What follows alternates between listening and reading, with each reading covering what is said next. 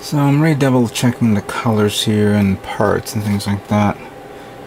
And to make sure that everything goes according to, hopefully, plan. There's a lot of work here that I need to do. And of course I'm going to start with the smaller parts and then the larger parts. Assembly of certain parts that I think needs to be done first and then painted. I don't think I'm going to have any problems with certain parts that I need to mask if I need to. Anyway, I've already, as you can see, I've already separated a lot of parts. The only thing I did not separate is the hands, because the cool thing about this is they give you 2 sets of hands. Closed hands, open hands, and one with fingers. Which is kind of cool. I like that. I wasn't, even though I like the gimmick of the manipulator hands that's on the Stein and the OV and the Jesta, I wasn't too, I don't know. I wasn't feeling it for some reason. At one point I said, oh wow, why didn't they introduce parts forming hands as a backup? But I don't know. So here is a tray full of the charcoal, which of course, if you look at it clearly, there's actually 2 tones of charcoal. There's a dark tone and a light tone, which is a bit strange, because as I was looking at the manual, all I see is one tone. You have the green, which is quite obvious. We have this color, which is going to be the inner, the skirt and the front, the chest part, the shield, and the feet, and the other shoulder shield. And then you have this, which is going to be the inner frame. Why did they introduce 2 types of tone color is beyond me, but you know what? I'll sand it, I'll clean it up, and I'll put it together. And paint it, of course. So here's my tray of grays, especially parts here that I need to carry over. Here's all the green, which I need to clean up. There's all the dark green. When you look at it, and I should have said this, this is actually a greenish, now that I'm looking at it in the light, in the proper light, this is a dark greenish color. Very, very dark. I don't know, well, I know this green is for this, and it's referred to as dark green. But this is what, black green? I'm slowly considering the, because I'm actually thinking not use, the NATO blue. I was actually thinking of using, not NATO blue, excuse me, the navy blue from Mr. Hobby. I was actually thinking of using NATO black. The NATO black is kind of like a really dark charcoal. As a matter of fact, let me look at it a second.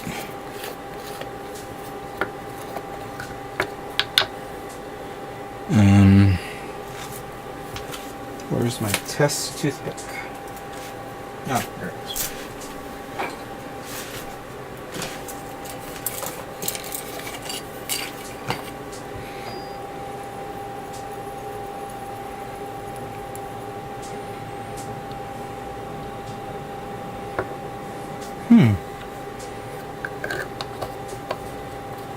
I think I like what I see.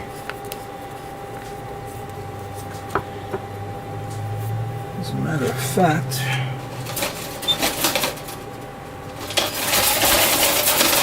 let me look at the trays here. You know what? This looks like a good color for this. Yeah. Very good. Matches pretty well. Okay. Fair enough. NATO black it is. For this guy. Okay.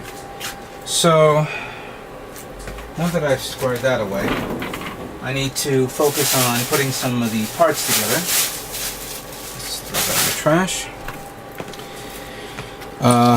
And then see then begin, you know, sanding down and cleaning up all these parts.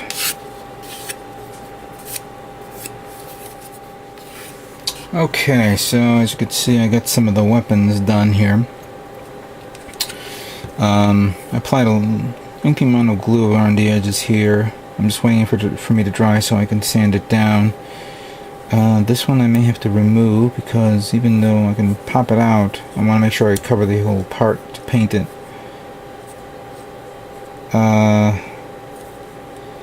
Yeah, this one comes with a nifty little stock thing that goes like that. So clearly when I paint, I have to keep this open and spray paint that and then close it up again. But I like these solid weapons. We have this type of weapon, which I'm assuming this has to be a beam weapon. And this one is a projectile based weapon because I guess it's the way the clips fall on, go on. So like here's the clip that goes on this, and then you have this clip that goes to the side. And you get two of these. So one goes into one of the waste containers just for storage, and one goes on the rifle.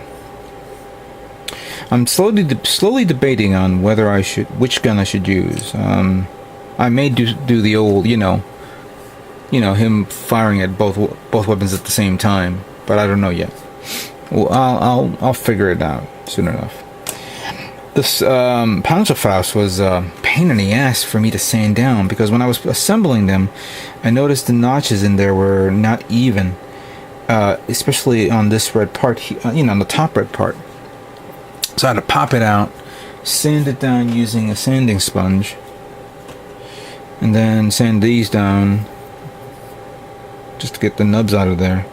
Some of them I think I may have to do another pass. Then I gotta sand these parts here so they're nice and even.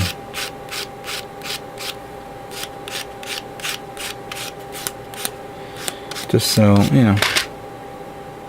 I've already glued the ends of these, so I wanted to get these things out of the way and then move on to the next part. But the weapons are done. Assembly, I just need to be painting it. I didn't glue these two parts because clearly this has to be painted red, and I don't want to put these on together while they're, you know, and try to spray paint them. So they'll be on like this for now, and then I'll assemble them together. Alright, that's a portion of this kit completed. Let's move on to the next part.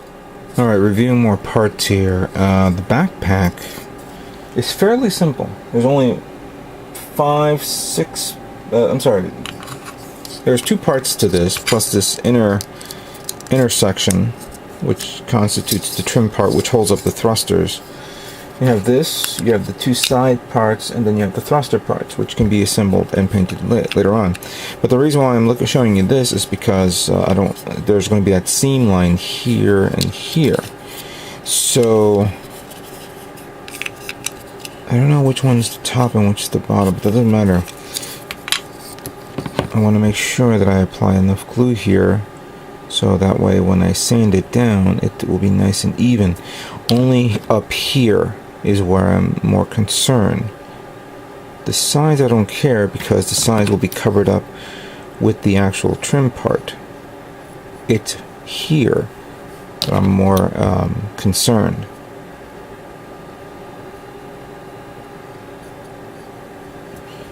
So I want to put a vigorous amount on the top.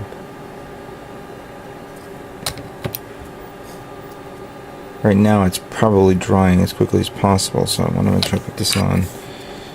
Then put this like this. And just as I'm about to close it, I'll put some more here. If it bleeds out, that's fine, because that'll, you know, be able to sand it down. And for those of you who keeps asking me every time I actually use this, this is Tamiya's extra thin cement. Stop asking me. There we go. So I'll just apply a strong pressure until it bleeds out, and then once it dries, I'll sand it down. And clearly once I start painting this, I'll hand paint these areas, so that way it'll, you know, conform to the part. Here we go. So that's one of the many parts that I have to work on.